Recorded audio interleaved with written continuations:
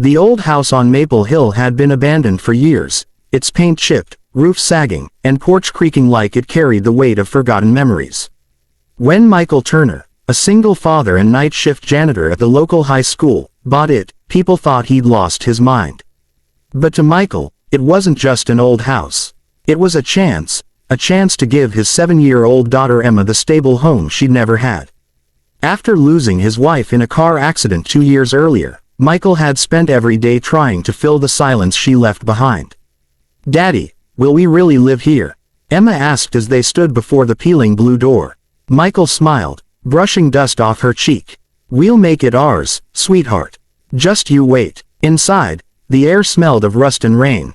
The wallpaper hung like tired skin, and the floor groaned beneath their feet. But in Michael's eyes, he saw a possibility, a garden where Emma could play, a porch swing for quiet nights, a kitchen filled with laughter again. He worked double shifts to pay for supplies. Every nail he hammered was a promise, that Emma would never feel unsafe, that their life could begin again. Weeks passed. One morning, as he was fixing the fence, a jeep pulled up the dirt driveway. 3 women stepped out, all in uniform. The first was tall, confident, wearing a white Navy officer's suit with gold trim. The other 2 were in army fatigues. Their faces carried that blend of discipline and quiet sorrow only soldiers knew. Michael wiped his hands on his jeans, confused. "Can I help you, ladies?" The officer stepped forward. "Mr. Turner?" she asked. "I'm Lieutenant Sarah Collins. These are Sergeant Rachel Moore and Corporal Lena Hayes. We're looking for the former owner of this property." Michael frowned. "That would have been Colonel Dawson, I think. The man who built this place." Sarah nodded. "Yes, he was our commanding officer. This house was where he brought us together, a sort of refuge during the hardest parts of our deployment. We heard it was sold recently." Michael's heart softened. "Well, I guess you've come back to your old home," he said gently. "It's not much right now, but you're welcome to look around." As they stepped inside, something shifted. The women moved through the rooms like they were touching ghosts, running fingers along window frames, standing quietly in the doorway of what had been the colonel's office. Emma peeked from behind Michael, clutching his leg. Sarah knelt down, smiling softly.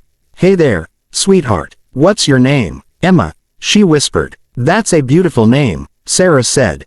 "You like it here?" Emma nodded shyly. "Daddy says it'll be pretty soon." The soldiers exchanged looks. Sarah's voice trembled. "Colonel Dawson used to say that too. This place will be beautiful again." Over coffee that evening, they shared stories. How the colonel had taken them under his wing during a brutal tour in Afghanistan. How this house had become a symbol of survival. Rachel looked around and smiled faintly. "It's strange. Feels like he's still here somehow." When the women stood to leave, Michael said quietly, "You're welcome here anytime. Seems like this place means a lot to you." Sarah hesitated at the door. "Actually, would you let us help fix it up? It feels wrong to just walk away." Michael blinked. "You'd do that? Colonel Dawson always told us, never leave something unfinished," she said with a small smile. "Let's honor that." The next weekend, the sound of hammers and laughter filled the air. Sarah painted the porch with Emma beside her. Rachel repaired the fence line with precision. Lena, who had once been a mechanic, got the generator running again. The old house came alive piece by piece, new light through. Clean windows, wildflowers blooming near the gate, the smell of fresh paint mixing with pine. In those weeks, Michael found something he hadn't realized he'd lost: community. He'd spent so long surviving alone that he'd forgotten what it felt like to be helped. One night, after dinner on the porch, Sarah sat beside him as Emma chased fireflies in the yard. "You've done an amazing job, Michael," she said softly. He chuckled. "I couldn't have done it without your help. Honestly, I don't know how to thank you." Sarah looked at him, eyes full of quiet understanding.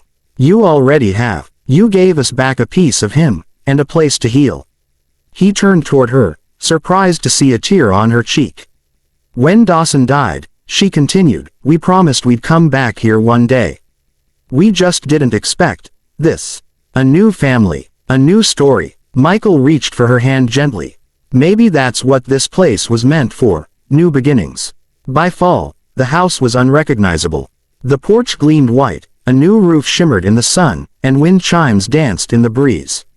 On the last day of their project, the 3 soldiers stood in front of the house, uniforms pressed, holding a folded flag between them.